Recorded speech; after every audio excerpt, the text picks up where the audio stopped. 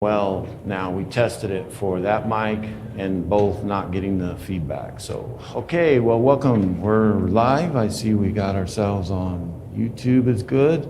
Yep. And even Facebook. Yep. Facebook is coming on. I have our comments up. So as you can tell, we had a lot of reconfiguring. And so excited about getting it changed to help the camera, because before it would like change focus. So where I was sitting before, it would focus on me and then it would jump to the medallion, then jump to me and back, and we couldn't get it to stabilize. So the camera was way too far back, so we had to redo everything. And so I'm hoping that that's going to help a lot. Plus, you know, the Lord's Supper and others too. All right, so we've started this study on Hebrew, on Proverbs, and I don't want you to look at it, the outline, and go, ugh, because there's a little bit of that with this class tonight. It's very different, but it's also something we don't really study at all when it comes to looking at the writing, the Hebrew language, and it helps sometimes to understand it. There's certain ways that we speak and we use words that if you were to go to another place in the world, they'd look at you like, what? And certain art to another culture would be disgusting. They'd look at it and not understand it. And especially when we come to Hebrew poetry is not American poetry. It's not at all. You know, if I was to read you something that was just normal in English and then read you a poem, you'd go, that's poetry. And I know there's even some stuff I've listened to in poetry that even pushes the boundaries of what we're so used to. Hebrew is even more so when it comes out. So, and the reason I want to do this is because as you're reading the Psalms, and this is going to cover both Proverbs and Psalms, because the Psalms are also written with this Hebrew literary style. So a lot of times there's some really cool stuff, and especially when we get toward the end of this lesson, you'll see the amazing ability to write the way they did Psalm 119. And we'll talk about what that structure is. We reference it, we read it, and we read a lot of this stuff, these verses, and we just got this feel for it because we've read it so much, but we don't understand the beauty of it, and especially it being poetry. So we're going to take a look at some of these and go over it. Hopefully, like I said, as you're reading the Proverbs, it will help you understand why they keep saying it that way. That sounds kind of weird. Why do you have to say it that way? And understanding maybe after you at least grab some of it tonight, because it is new information. So a lot of times it's hard to grab and understand everything about the poetry, the way it's written. The first style that they use is what we call parallelism, which parallel, it's something that's beside each other. It has a relationship between two or more lines. Now, when I say a line, I'm referring to, and you'll see it in the scripture, we'll look at it in a verse, within it, there's two lines a lot of times. So we are the ones who have divided the Bible up into book, chapters, and verses. The psalmists and the writers had no clue what Psalm 39 verse 14 was. They had no clue. They just wrote. And so when I say a line, I'm referring to sometimes it's a line of thought. It can be, and a lot of times it's one verse, And within that, in other words, there's a link between the two, a relationship between two that convey the same message. So they're running parallel, in other words, but they're kind of unique and different. And one of that type of parallelism, so within parallelism, there's different types of trying to bring the same idea, but rephrasing it, restating it to reinforce.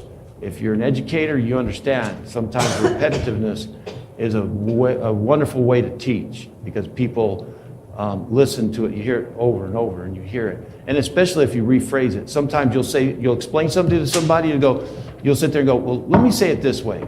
And then you'll re-explain it, because you're like, oh, okay. And then if I rephrase it a different way, you may understand it, but she may not. So let me put it another way. And then all of a sudden now the way I put it to you is the same as different from her, but I'm saying the same thing. That's kind of parallel. That's kind of running the same concept, but it's slightly different and worded. So synonymous means almost the same as, right? So it's restating. It's going to say it again. It's like, that's where sometimes we read these and we go, it just said it. It's pretty, but you said the same thing twice. And if somebody walked around talking like that, you'd think they're looking at you like you're dumb and you didn't hear the first time. And so that's why, but it's a method of teaching as well. This is an example. So I'm going to give examples so we can kind of tie into these. What I want to do is back up. We'll relook at what synonymous parallelism is, look at a verse and try to help break it down. So when we talk about synonymous, it's restating it, just using different words. And Proverbs 19:5 is a good example. So we'll look at it. A false witness will not go unpunished, and one who declares lies will not escape. So a liar and a false witness, the same concept, same idea. But it has a little bit of a variety that helps to, if you think about it, encapsulate. You have a false witness, well, that's a liar, isn't it? But one who, lies doesn't mean he bore false witness. So it almost, within using same words, expands upon the concept of what this is going on, lying. So both times repeated, and then you see unpunished, and then not escape. So this is synonymous, same thing, restating it, but just in a slight variation. So that's the type of poetry we see. Antithetical is contrasting. Instead of trying to say it twice the same way, it's going to show you opposites. And so sometimes you've heard people say, well, some people have a view of the glass is half full or half empty. So sometimes I can say it one way, positive, and show a negative side, and then it really helps to pull together the concept that we're trying to express. Proverbs 10:1. A wise man makes his father glad, but a foolish son is grief to his mother. Now, it's kind of beautiful. Think about this. Bringing in father and mother. Does it not bring grief to the father? Well, sure it does. But see how it was great? It didn't leave out the mother, but yet it included the parents, see? So, wise son makes a father glad. Does a wise son make a mother glad? Of course. So it's showing, in other words, what's the idea? Parents that have a wise child makes them happy. Parents who have a foolish son brings grief. And so this is a synonymous, antithetical. They're kind of different. So synthetic is building. It'll say it one way and build up, and it's kind of like you tell a fishing story, but it didn't quite come across, so you add a little more details to it. You go, well, the fish was this big, but man, you should have seen his teeth. So I was out fishing, and I got this fish, and it was this big, and that's it. And you say, well, let me say, but that fish, not only that, but he was 12 pounds that large, and teeth, and the colors were, and we keep building up. So you kind of, within that line, they will build it up. Proverbs 3:6. In all your ways, acknowledge him, and he will make your path straight. So it's building up. So in all your ways, acknowledge him, and he will make your path straight. So it's building up more. Now, in Hebrew poetry as well, with this, we see there's a couple other ways that the poet will write and help, and this is typical with all poetry in a lot of ways, is imagery, drawing an image. We're very graphic, aren't we? I mean, we see pictures, word pictures, and it's just amazing to me sometimes. You listen to writers and you look and you read something they're describing, and it just, sometimes it blows my mind how well they can express a concept in words. And that's what we see. And a metaphor is stating it a different way. That's kind of building on them together. So bringing the imagery and something that is similar to what they're saying, but it's in a different statement. And so it produces this, it kind of resonates. And this is another thing that's amazing about language, period, is that within cultures, how that language, English, whatever it is, has a way of stimulating us spiritually and in a religious and non-religious way. When you're communicating with people, it can excite you, it can create certain emotions within you. And that's why poetry is so unique, is because it's like songs. That's why many songs are what? They're poems. Your rock and roll songs. You know, some of the guys who were dropping acid in the 70s were writing poetry. And you don't look at their stuff as poetry, because that's poetry. I mean, like Led Zeppelin, Pink Floyd, AC/DC, some of those crazy hard groups. But if you just took the words and just read the lyrics, there's a poetry there. And that they're able to express that, and they're putting music to it. Now, this is what's crazy. Just today I found this. It's this performer who has taken the book of Ecclesiastes and is singing it with blues. And I thought that's the silliest thing I could imagine. And it's, you know, like blues, kind of jazz, but without the jazz. And he starts out and he sings through Ecclesiastes. And I was here in the building working, listening to it, and I was just like, oh man, that was amazing. How beautiful.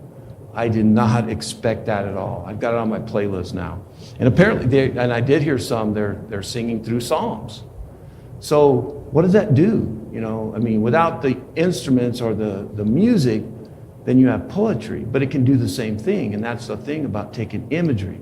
Many of the songs, many of the poets are trying to draw you and help you to see what they're trying to express, and then use this metaphoric language to bring it together. Here's some good examples. Proverbs 25:11. Like apples of gold in settings of silver is a word spoken at the proper time. So just imagine for a moment, apples of gold, settings of silver. What, you know, that is the way a word, when it's spoken properly, how wonderful it is. That's the metaphor, a likeness. In other words, the word spoken is like. The metaphoric is silver and gold. Imagery, go to the ant. You lazy one, observe its ways and be wise. You ever watch an ant pile? You ever stepped in one and see how fast they get up your legs? I mean, you watch them, they're always going, aren't they? I'm at war with the ants at my house, and they're winning. They're just, every time I come out, there's a line of them. They're always moving. They're busy. And so this is that imagery, right? You're lazy, go out and look at an ant pile. You see any lazy ants? Anybody seen a lazy ant? You know, so it's another way. Go to the ant, you lazy one, observe its ways and be wise. You could learn a lot from an ant. So, in the Hebrew poetry as well, we see brevity with pithiness, which is expressing it concisely, quickly, with wit. Taking short, compact, and quick wit, which is hard. You know, you have people who are quick-witted, that they come up quick and they can respond. And it's kind of that idea, except with words, is that it you know, there's sometimes, like if you were to read most of the politicians running for an office, their speech, blah, blah, blah, blah, blah, blah, blah, blah, blah, and blah, blah, and I'm going to do this, and blah, blah, blah, blah. You know, it's very wordy, and you get lost in it, and then you hear, vote for me. You know, it's like, And this is the opposite. This is like to the point, quick, delivering something very profound, but very truthful. And Proverbs 15:1, a gentle answer turns away wrath, but harsh words stir up anger. Quick, gentle versus harsh. See the contrasting? And the impact. The impact is gentle will turn away the wrath. Harsh is just going to make things worse. And again, there's a lot of there's a lot of psychology behind this as well. Human behavior, if you look at some of this, there are things, that's why I say, studying the Proverbs, we can find a lot of life's solutions. I mean, this is why they taught their children the book of Proverbs and Psalms. And these were like kindergarten level taught to the little Jewish and Hebrew kids. So that as they're walking around the playground, they didn't have playgrounds, but the little kids are interacting and they've been taught and they have these things memorized. One of the things, eventually you would want that little child to learn is, a gentle answer will turn away that anger. You could turn away from little Johnny and walked away. And when we have these, and many of us do over the years, they kind of pop up in my brain and stop me. About, twice to listen, 2 ears, listen, slow to speak. And these are the things that, as you just read through the Proverbs again, can help. The other thing, obviously, is repetition. Repetition is always a great way to help keep that reinforcement. Proverbs 4:7. The beginning of wisdom is acquire wisdom, and with all your possessions, acquire understanding. So what's the point? One, the beginning of wisdom. Well, one, you acquire it, and you're going to do what you can to acquire it. It's the whole point is you want wisdom. Wisdom is something that you want. Personification is making it human traits, giving the idea of the wisdom or the idea, kind of these human traits that portraying it. And especially, we've already covered this last time, the idea of portraying wisdom between two women, the difference between. In Proverbs 9:1, you have the wise woman. Wisdom has built her house and has carved out her 7 pillars. The foolish woman, a woman of foolishness, is boisterous. She has a lack of understanding and knows nothing. Now, it's not picking on women. I hope we don't have to go back and kind of rehash this, but it's just using a personification of a person. And there's a lot of ways you can see people. And that's what it's trying to do, is get you to relate to people who these traits you have seen in action as well. And then climatic, something that the second line completes of that verse or that thought as you're reading it and reinforces the first one, but it adds it for repetition.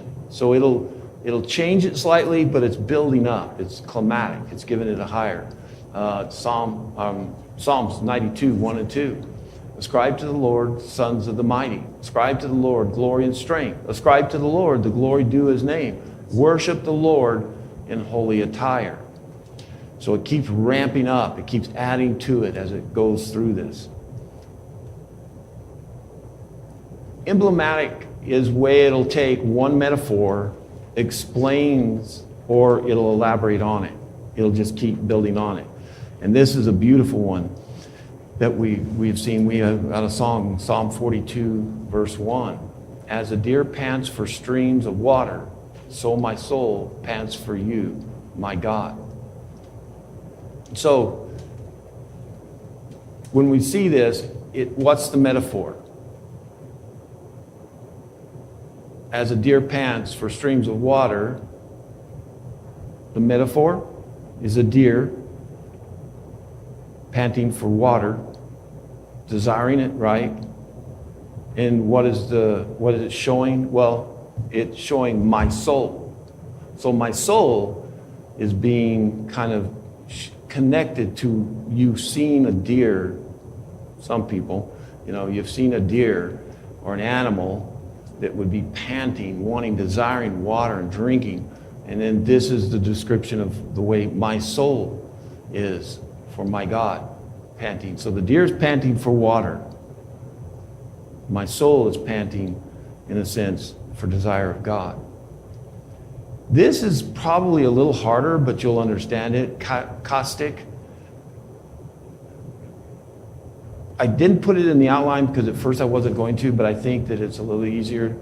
So when we talk about the sentence, you have what they call, it's kind of like A, B, B, A. So thought that's A, unique on its own, A, and then a second thought, B, a second thought, B, that's the same. So they're the same. In other words, once you have a thought, the number, let's just say A, that concept is A. The next concept is B. So what it'll do is it'll take A, state it, B, state it, and then B, state it again. And then A, restate what it said at the beginning. I'll show you and we'll kind of break it down a little bit. Don't have to remember this, but I think hopefully you'll see it and go, wow, you could see what it's saying. And it's repetitive. You can see a lot of the things that we've already discussed, how it builds on this. So A, our soul has escaped as a bird out of the snare of the trapper. The snare is broken and we have escaped. So A would be our soul has escaped as a bird. A, the very last line, we have escaped. So A is our soul, the very first one, and A is the last one. We have escaped. Escaped as a bird, we have escaped. B is the snare. Snare of a trapper, snare is broke. So what it's doing is crouching and repeating. So it's kind of repeating two thoughts, A and B. A is one thought, B is the other one. So A thought is stated, our soul escaped as a bird. And then the A is repeated again, and we have escaped. That's the other A. And then the next thought is, the snare of a trapper, snare is broken. So that I know it's more than, we won't spend a lot, but that's another style that is very Hebrewic as well. The other part is formal. Second line complements and then expands. It gives a little more. I mean, there's a lot here, and it builds on it. And this is one. I have installed my king upon Zion, on my holy mountain. So Zion, most of the Hebrews understood was a mountain, but it's unique. So when you say, Zion to the Jew, as he would read this, that's a holy mountain. But it's building up, and then it ratchets it up and says, holy mountain. You may be just seeing it as Zion, but it's like, I put my king on Zion, my holy mountain. So it's building it up. The other one is reverted. It takes it backwards. It's like mirror image. It switches it back. So we'll just jump to it and show it. Psalms 30:11. You turn my wailing into dancing. You removed my sackcloth and clothed me with joy. So you have wailing to dancing, sackcloth to joy. The mirror. So one vision is wailing. The opposite of that is dancing. One image, a sackcloth. The other opposite image is clothed with joy. So it'll take opposites, mirror images in a sense, and turn them. Like, you've taken my wailing to dancing, removed my sackcloth, and clothed me with joy. Comparative is pretty straightforward. It presents a comparison or an allegory. And it takes, and this is, I think, Psalm 103:13 is a good one. So just as a father has compassion on his children, so the Lord has compassion on those who fear him. So the same type of thing. You as a father understand the compassion that you would have for your children. And so then this comparison is that the Lord is the same. He has the same thing. This is one that is very complex, acrostic structure. This is where we're talking about Psalm 119. So in the Hebrew alphabet, there's 22 letters. And they take each one of these, they take, in Psalm 119, they'll take 8 verses, and they divide 176 verses into a group of 8. Each one of those start with the first letter of the alphabet, the Hebrewic alphabet, starting with the first letter, group A. First group of 8 would be the first letter. Second group of 8 letters, or verses, would be the next letter in the alphabet. So every 8 verses is another letter of the alphabet, and it begins with that alphabet. So if it's A, you have to start the sentence with that letter in the alphabet. So you have to say, a frog jumped. You can't, the next 8, you have to use the second syllable. So like Psalm, looking at these, and it goes all the way down, like the first 8 is based on Alphi. So if you were to take and get your Hebrew Bible and look, you would see the Hebrew letter for every one of those at the very first word of the grouping of 8. Now this is where, and like I didn't list them all, so I just put an arrow there to show you that it continues all the way through for 176 verses. Now if you take those 8 lines, you have 22 letters. You multiply 8 times 22, you get 176 verses.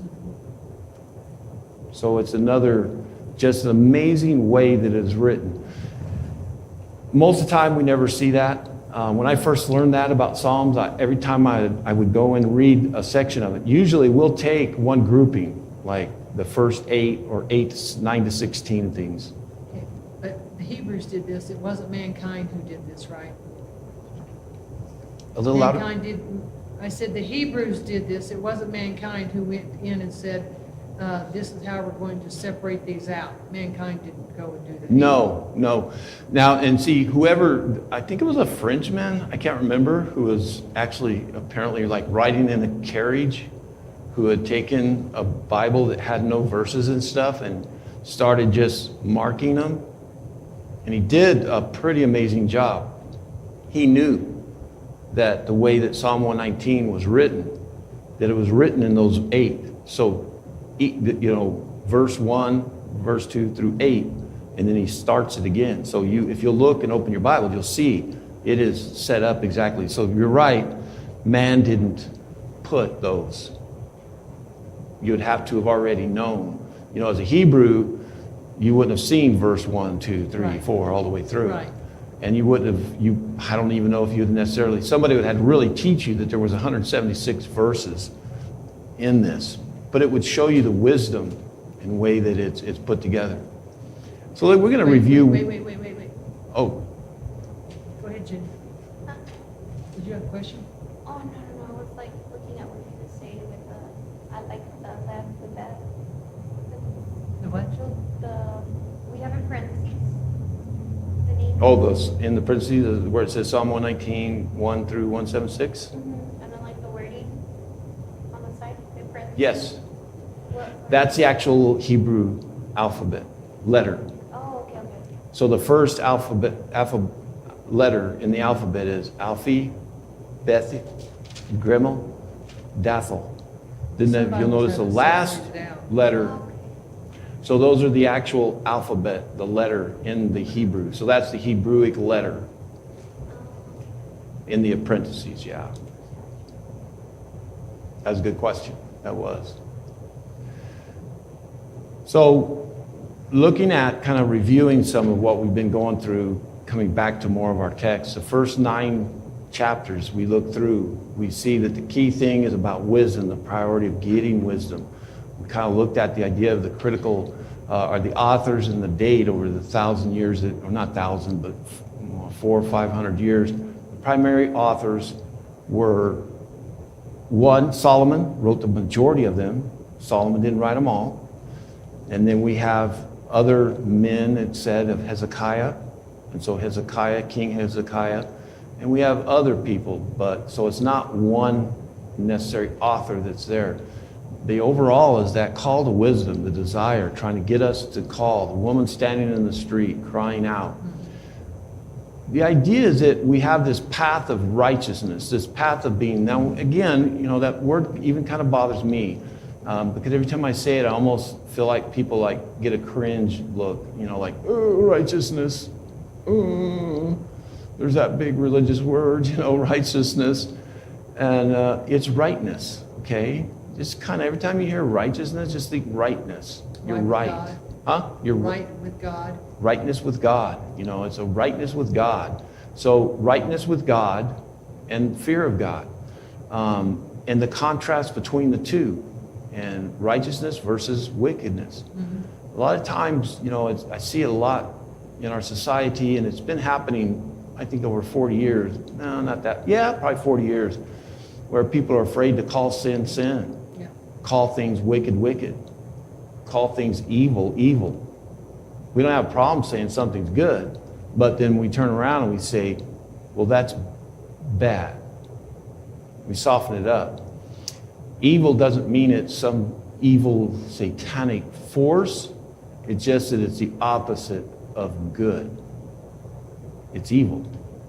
And it does have all of the implications of the horrificness of the results of it and everything with it. When you say something's bad, it's almost like, well, sin's bad. We start, I don't want to say dumbing it down, but we start taking away the true essence of what the meaning is, and then it becomes less potent to you. It doesn't have that same aspect of importance with you. And so we really, the battle and the path that we're always choosing almost every day and overall in our life is a right one with God versus one away from God.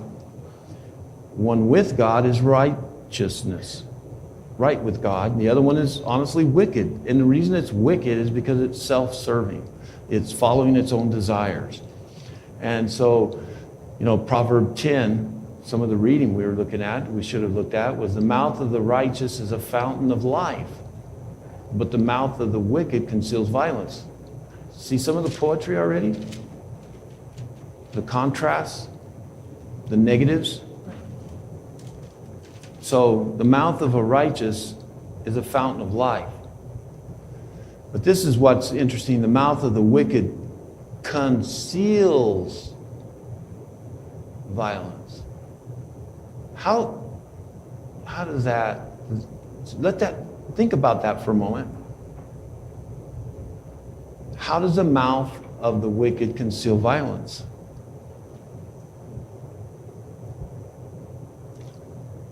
Hiding violence? How do you hide violence? Well, a part of the wicked is lies, deceit. You're covering it up. You're not straightforward. And it's deceiving. A lot of times, oh, that ain't going to hurt you. Go ahead and do it. Oh, it's going to kill you spiritually, But like Eve. Right? A little conversation in the garden there, right? With the serpent. The wicked, Satan. You're not going to die. Did he not conceal it? He concealed it, didn't he? So that's the contrast of looking at the difference between it. But the opposite is this fountain of life. The one that is right with God. A false balance is an abomination to the Lord, but a just weight is his delight. So an abomination, hate. And this is one of the things you see in the prophets many times. One of the things that God is bringing justice on people and punishment is over the idea that they're swindling people. And when you say a balance, it's not always at the market. It's always, it's not shortchanging people. There's a whole lot of things that I think you can honestly say, is when you talk about weight, you're talking about, honesty. Honesty is equal. Your dealings with people are equal. Yes, the most obvious, and you could relate to it, is if you went to buy something and they said it took so many ounces of gold, and you put it on there, and you had to keep putting more on, and you're going, no, wait a minute. And then it finally got to where it balanced, and you're like, is that really 10 ounces? The scale of balance. They'd fix it to where it took more than 10 ounces to bring it up, to balance it. And so that was kind of that idea that you are lying. It's deceitful. It's destructive, isn't it? Because you're taking more from somebody that maybe they only had 2 ounces. And your scales are so unfair, it took 8 more ounces to show that you paid enough. You ever sit there and throw money in a vending machine and all of a sudden you threw 4 quarters in it and it still says you owe them 1? It's like, wait a minute, 4 coins went in that machine. You know what I do? Bam, bam, bam, bam, right? Try to get that coin to stick, or then you start hitting the re-thing, clink, clink, and hope it comes back and you throw the quarter in again.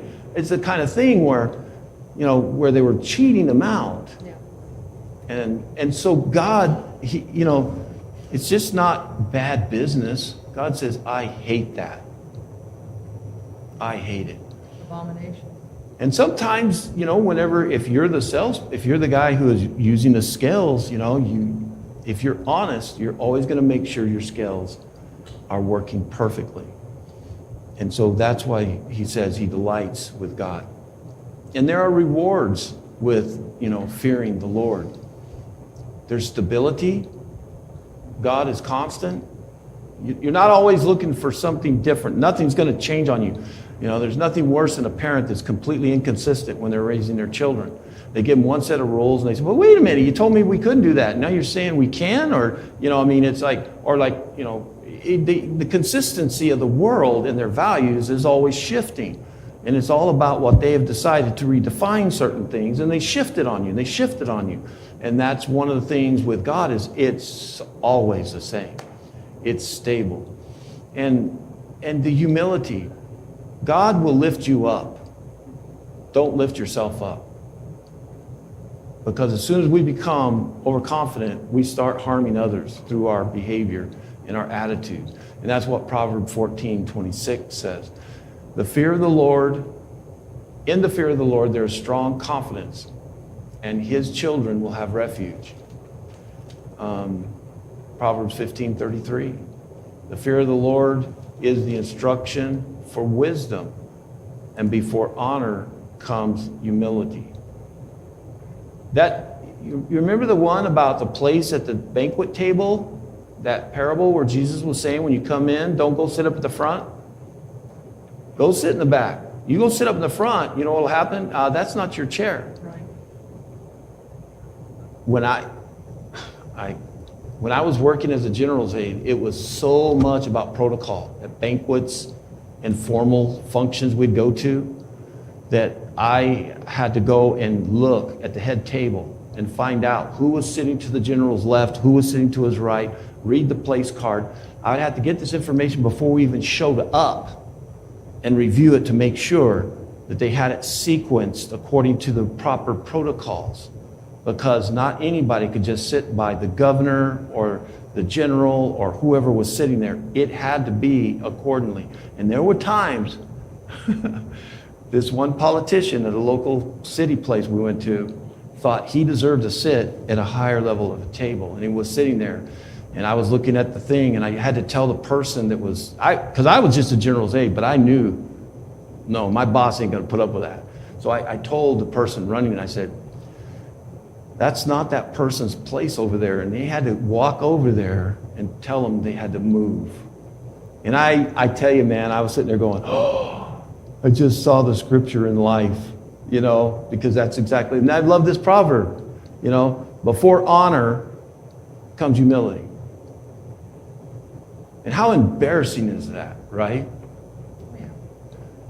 And it was always wonderful whenever you'd see a dignitary that would show up sitting out somewhere else, and I'd be able to go get him and say, and I've done that, because the general would say, go get that guy over there. I want him to come over here. And so that's some of the things that when we talk about, stability and humility. Practical righteousness in relationships and behavior. You know, the most important thing is being trustworthy, kind, and it's a source of peace. This is where it comes from, and not the toil that we continue to experience. Proverbs 10:12. Hatred stirs up strife. It just keeps it going. But love covers all transgressions, not the feel-good love. The love that I care more about you, I'm going to be humble enough to just, it's not that important. It's not worth causing hate and strife. And that's that humility that will eventually elevate you. And it's backwards, because the world says fight for what's yours and everything.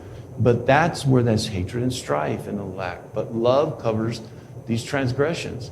And these are same things. I hope that you're kind of thinking, hey, I heard that in the New Testament. You know, this is stuff about love covers a multitude of sins. So it's not only just Old Testament stuff. This is exactly what Jesus taught. This is exactly what the apostles were teaching as well. By the blessing of the upright, a city is exalted, but by the mouth of the wicked, it's torn down. Whew.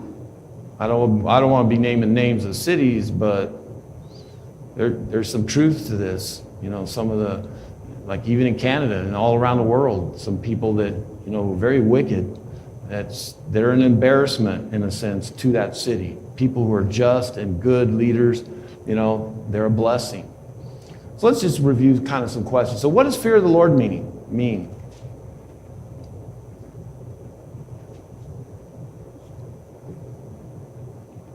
It doesn't mean to fear him, to be scared.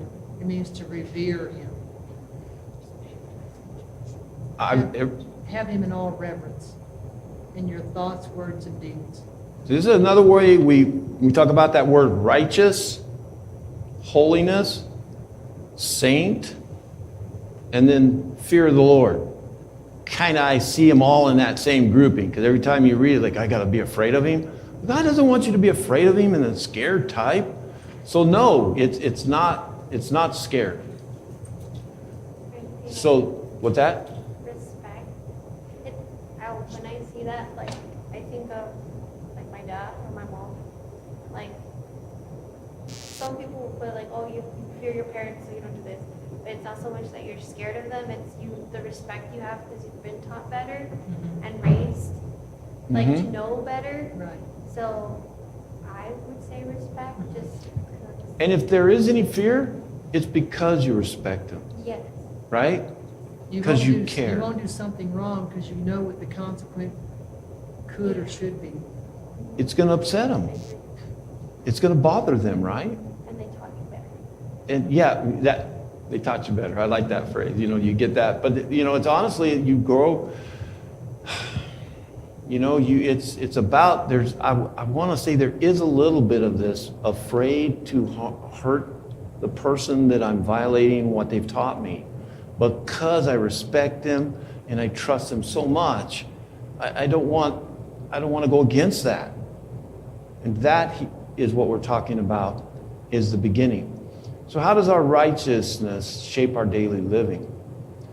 You know, I think we forget about that. Our correct relationship with God and the impact and the influence that it has around us, how we work, our work ethic, how we talk, how we interact with others around us, is just very powerful. And it starts to bring out the peace that is against what the world sees around them. So application is, you know, what is integrity? When you say committing to integrity, to me, I go back to kind of that idea of engineering, and I use this a lot because it's the only one locked in my head, I guess. But like engineers will take a material and they will stress it out and see the breaking point. SpaceX is doing that with their rockets. They're testing the integrity of those heat shields. I mean, and so they want to see if they can maintain their integrity. Because if they fail, they failed their integrity. What does that mean? It came apart. It was unable to perform. And that's what we talk about, is working so diligently to maintain our integrity of our right relationship with God and all that's wrapped up with it. And speaking words that build up. There's enough people out there tearing down.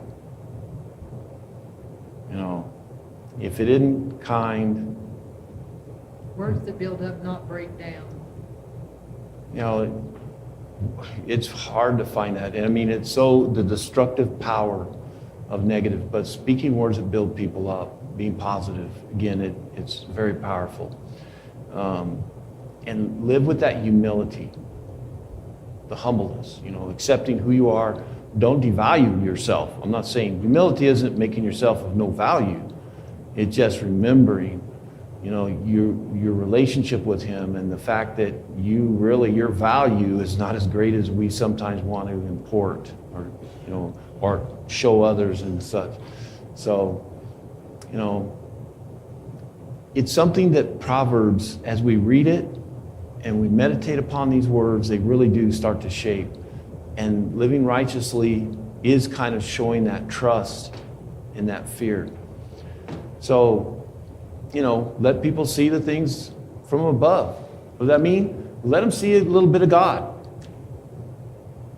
That, you know, not that you are God, but the fact that when people honestly see genuine, loving, kind people, they're seeing a little bit of God. And that's not what most is out there. They're self-serving, they're hateful, mean-spirited.